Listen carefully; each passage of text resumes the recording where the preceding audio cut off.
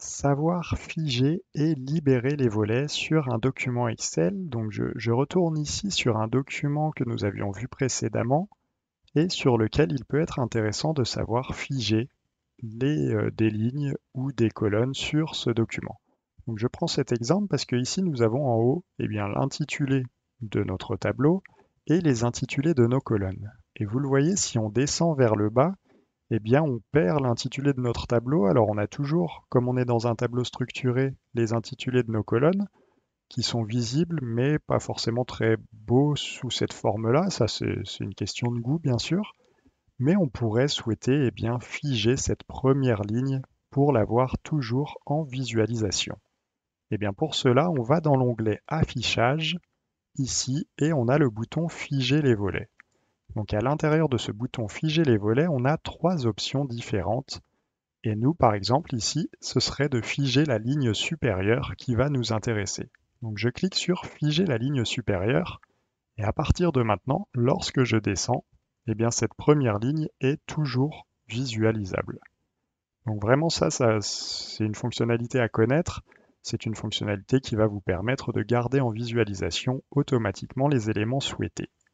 Lorsque je reclique sur Figer les volets, on me propose de libérer les volets, c'est-à-dire de déverrouiller ce que j'avais figé précédemment. Donc là, quand je descends, je ne vois plus la première ligne. Donc j'ai cette option de venir figer la ligne supérieure ou la première colonne, mais j'ai également cette option de venir figer les volets, c'est-à-dire de garder des lignes et des colonnes visibles lors de déplacements dans la feuille de calcul par rapport à la sélection actuelle. Et donc ce qu'il faut comprendre sur ce bouton Figer les volets, c'est que selon où vous êtes au moment où vous cliquez sur le bouton Figer les volets, eh bien des informations différentes seront figées. Et en fait, ce qu'il faut bien comprendre, c'est que cela va figer au-dessus et à gauche de là où vous vous situez. Donc si vous vous situez en cellule C2, eh bien cela va figer la ligne 1 et les colonnes A et B.